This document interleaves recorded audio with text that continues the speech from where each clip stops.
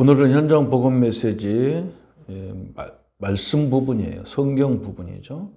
51과부터 51과 52과 50과부터가 성경인데 하나님 말씀, 성경은 하나님 말씀이다. 참 중요하잖아요. 그냥 우리가 생활하는데 사람 말도 잘 들어야 되거든요. 그죠? 그리고 잘 구별해야 되잖아요. 이게 사기꾼 말인지 진짜 하는 말인지 잘 알아들어야 되지. 성경은 하나님 말씀이라면 하나님 말씀을 제일 잘 들어야 되겠죠. 그렇죠.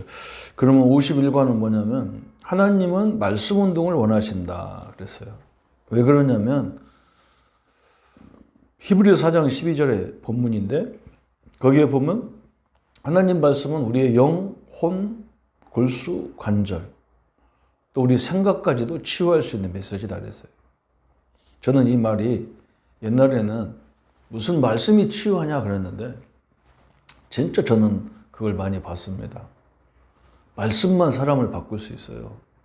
상담, 사람 속을 자기 얘기 들어주고 자기를 공감해 주기 때문에 순간적으로는 속 시원하죠.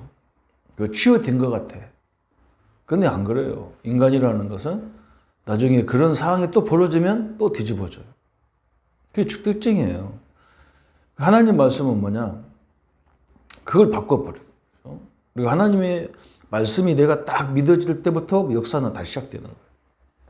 그게 굉장히 중요하잖아요. 그래서 하나님은 말씀 운동을 제일 원하시는 거예요. 하나님은. 그죠? 우리가 전도 현장 가서 영접 몇 명 시켰다. 그 숫자가 중요한 게 아니잖아요. 그죠? 이 사람에게 정확하게 네가 어떤 존재고 너의 문제가 어디서 왔고 그 문제를 예수님이 십자가에서 어떻게 해결했고 하나님 믿으면 네가 어떻게 영접하면 어떻게 됐다. 요것이 딱 가슴에 심어져야 하잖아요. 근데 우리는 대부분 왔다 오늘 영접했다. 좋아가지고 영접하는데 귀신이 떠났다. 했다. 난리치는데 그거 아니잖아요. 그게 중요한 게 아니잖아요. 그죠? 이 사람이 하나님 말씀에 딱, 저는 이렇게 영접하다가 구원의 길을 하는데 어떤 사람은 영접 안 해요. 다 듣고도 이해장 안 해. 근데 이 사람이 뭐라고 고백하냐. 야, 성경이 참 별거 다 진짜 굉장히 중요한 걸 다 있다고 그래요.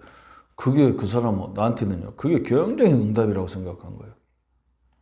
저는 누가 신자도 성경을 그렇게 귀중하게 생각 안 하는데 불신자가 영접을 안 했는데도 성경을 귀중하게 생각하는 거예요. 참 너무나 귀하잖아요. 그래서 하나님은 말씀 운동을 통해서 계속 증거됩니다. 그래서 사역자들이 정확한 말씀을 샤프하게 탁 던져야 돼요. 그래야 사람들이 볼 때 저 사역자, 저 전도사님, 저 목사님은 메시지가 정확하구나. 그래야 이제 소문을 내기 시작하지. 징징징거렸었고 이게 정리도 안 됐었고 그러면 누가 그걸 부르겠어요. 그래서 말씀을 여기에 많은 시간을 투자해요. 그게 기도예요. 그래서 말씀의 목표가 나왔죠. 일상생활 속에서 말씀 운동을 일으켜 말씀의 능력을 체험하도록 원하시고 또한 예비하셨다. 생활 현장에서 말씀을 체험케 원하신다. 우리 현장에서 말씀이 진짜 성취되는 걸 보길 원하죠. 말씀을 통하여 세상을 알고 미래를 대비하도록 하셨다. 말씀이 곧 하나님이시다. 말씀으로 만물을 창조하시고 다스리셨다. 성경이 그렇게 나와 있죠. 저는 이걸 믿습니다. 그래서 첫 번째 보니까 말씀을 대할 때 먼저 할 것 그랬어요. 먼저 알 것. 베드로후서 1장 21절. 예언은 언제든지 사람의 뜻으로 낸 것이 아니요 오직 성령의 감동하심을 입은 사람들이 하나님께 받아 말한 것이니라. 두 번째, 사람의 생각으로는 성경을 이해할 수 없다. 고린도전서 2장 14절. 육에 속한 사람은 하나님의 성령의 일을 받지 아니하나니 저에게는 미련하게 보임고요 또 깨닫지도 못하나니 이런 일은 영적으로야 분별함이니라. 또 요한복음 3장 3절 5절에 물과 성령으로 거듭나야 된다 그랬잖아요. 말씀으로 거듭나는 거예요.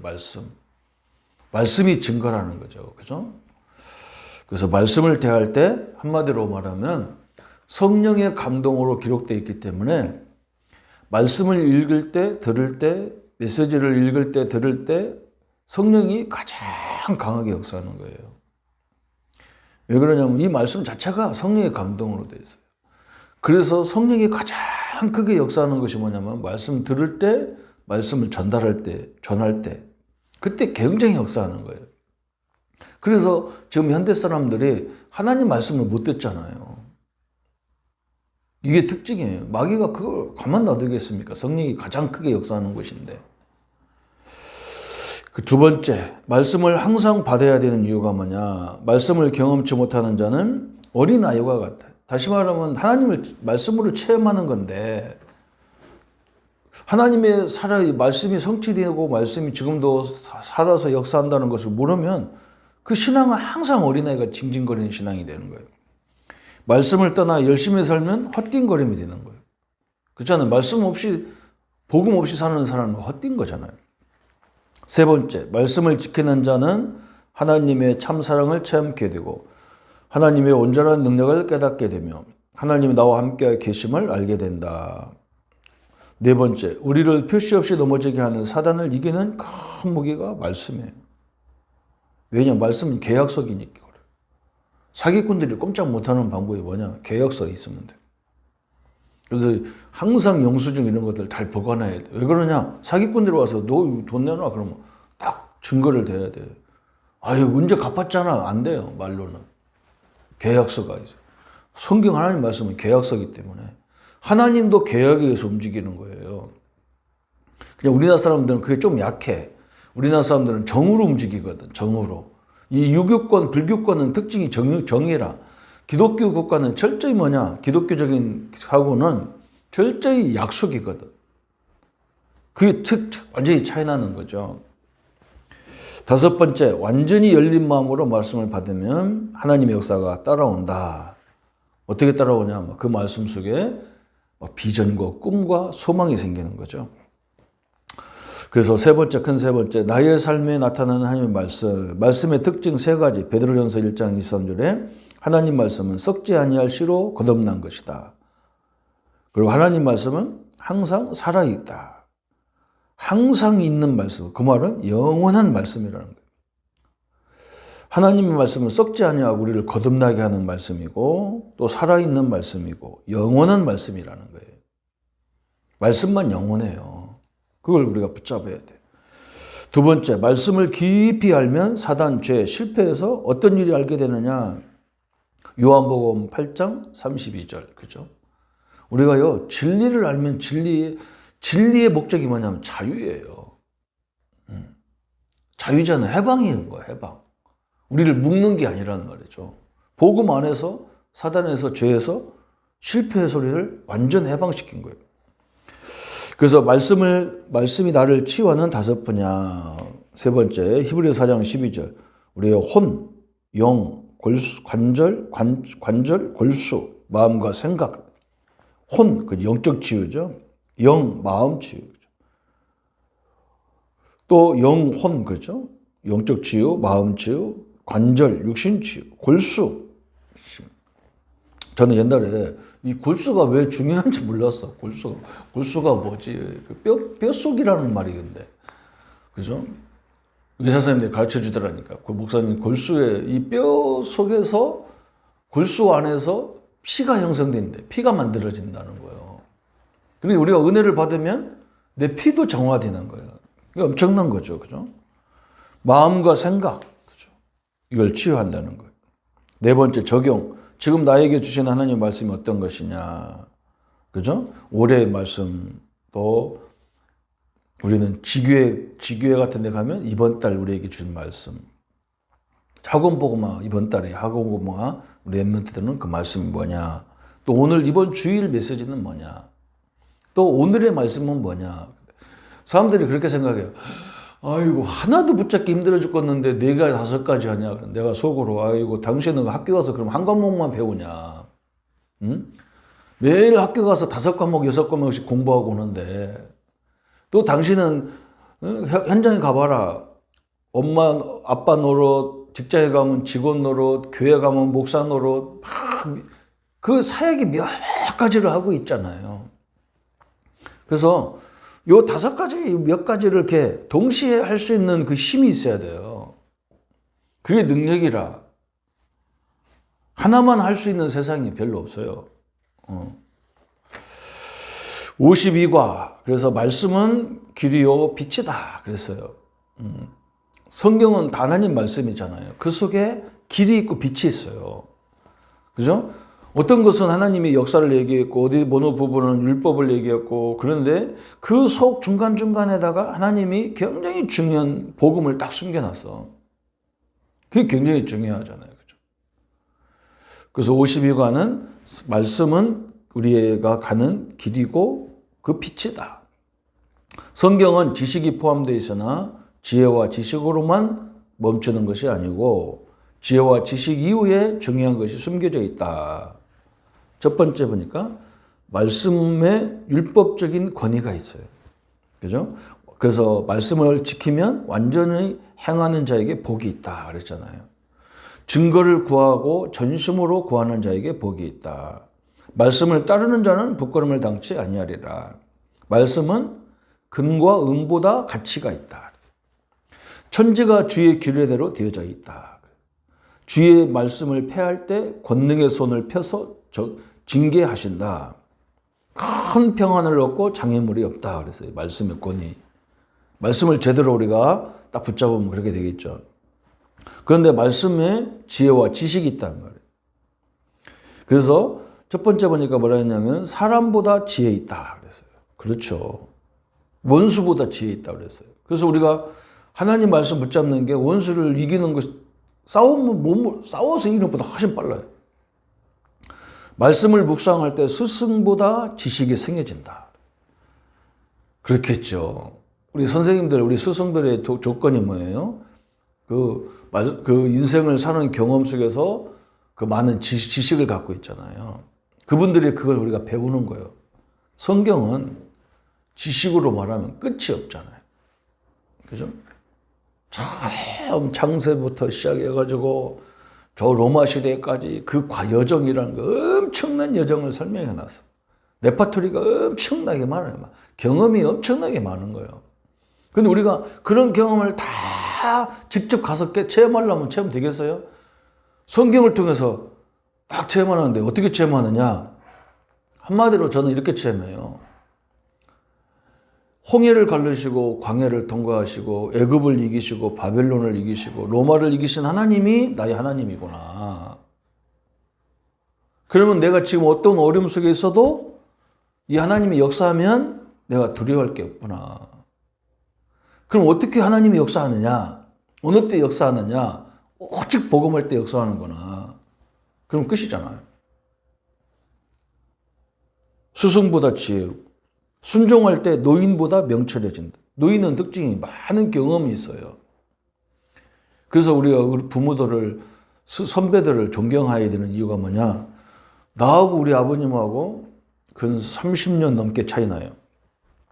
그럼 내가 쭉쭉 쫓아가도 우리 아버님은 한 30년 항상 앞서가는 거예요. 우리 부모님들은 우리보다 많이 배우지는 않았어요. 대학까지 나오지도 않았어요. 대학 나왔냐가 중요한 게 아니에요. 인생의 그 연륜의 경험이라는 것은 내가 평생 따라가도 못 따라가. 왜? 그분도 또 30년을 가는데, 계속 가는데. 그래서 그걸 인정해 줘야 되는 거예요. 그거 학교 다니면서 배운 게 아니라 제대로 아는 것도 없는데 하나하나 몸으로 배워가는 과정이잖아요. 그 선배들의, 스승들의, 노인들의, 어른들의 그 경험을 우리가 잘 들어야 될 이유가 있는 거죠. 그런데 성경은 그 노인들의 경험보다 더 명철하다는 거예요. 네 번째, 주를 경외하는 자가 주를 경외하는 자가 보고 기뻐한다. 하나님을 막 기뻐하는 거예요. 야, 그래, 우리 하나님이 이런 하나님이구나. 그래서 말씀 속에 지혜와 지식이 있다. 그래서 말씀에는 3가지 목적이 있어요. 인간의 부족하고 죄와 허물을 절감케 하게 되고, 두 번째, 하나님의 완전하심을 깨닫게 되고, 그래서 하나님 만나는 길을 알게 돼. 우리는 부족한데 하나님은 완벽해. 그러면 누구를 해야 돼요? 그죠? 여러분이 나중에 청년들은 배우자를 선택할 때, 그죠? 되도록이면 나보다 나은 사람을 만나야 되겠죠. 나보다 못나면 뒤떨어진 사람 만나가지고 그 부려먹으려고 그렇게 만나면 되겠어요. 나보다 좀 뭔가 가능성 있는 사람 이렇게 만나야 그게 상대되죠. 그 친구도 그렇게 사귀어야 돼. 물론 뭐 부부는 그렇게 만나기 힘든데 친구는 그래야 되는 거예요. 같이 다녀서 뭔가 이익되는 사람을 만나야지. 맨날 손해보는 사람 만나가지고 다니다 보면 문제가 생기겠죠? 우리는 부족하고 하나님은 완전하니 그 하나님을 어떻게 만나냐? 그게 중요하겠죠. 그 하나님이 내가 죽으라고 해봐야 하나님 능력 못 따라가니까 하나님과 함께 하는 게 제일 빨라. 그러면 하나님 만나는 길이 뭐냐? 예수 그리스도라는 것을 성경은 설명하잖아요. 네 번째, 말씀이 축복이 되는 참된 길이 뭐냐? 말씀 속에 길과 빛을 찾아야 된다. 길, 요한복음 14장 6절이 그죠? 하나님 만나는 길이다. 베드로전서 3장 18절, 십자가가 하나님 만나는 길이다 그랬어요. 또 말씀 속에는 빛이 있어. 요한복음 1장 11절. 자기 백성에게 왔는데 그 사람들이 알지 못했다는 거예요. 사도행전 10장 38절.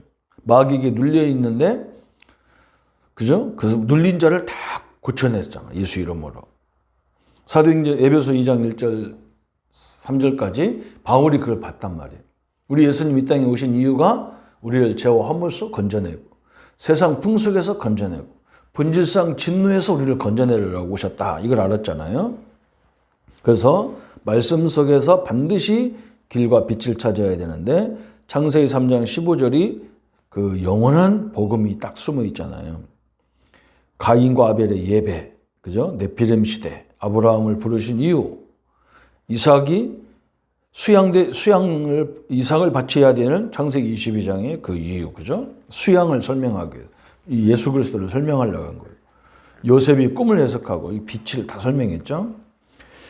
두 번째, 길과 빛을 발견한 자에게는 엄청난 능력이 나타난다. 요한복음 8장 56절에 아브라함이 그 사람들 못 알아듣는 거예요. 유대인들이 네 조상 아브라함이 나를 보고 하나님을 믿었다 그러니까 유대인들이 신경질 나는 거예요. 네가 예수님 아브라함하고 너 지금 나이 차이가 몇인데 오실 그리스도를 봤다는 말이거든.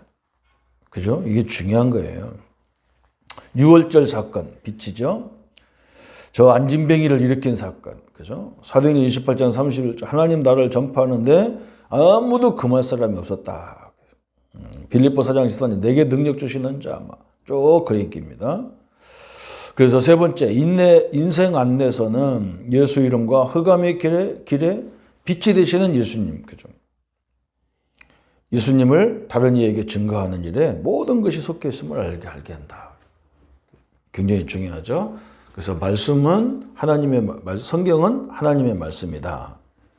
하나님이 가장 기뻐하는 것은 뭐냐? 이 말씀을 정확히 전달하게 원하는데 그 내용이 뭐냐? 성경 속에 있는 길과 빛을 증거해라는 거예요. 그 축복을 누리는 우리 성도님들 되시기를 예수님 이름으로 축원합니다. 예수님 감사합니다. 우리가 말씀을 제대로 알고 하나님의 말씀이 우리의 모든 것들을 치유하는 능력이 있음을 알게 하셔서 우리가 하나님 말씀을 붙잡고 그걸 잊지 않고 늘 그리스도를 바라볼 수 있는 축복의 생애가 되게 하여 주옵소서. 예수님의 이름으로 기도합니다. 아멘.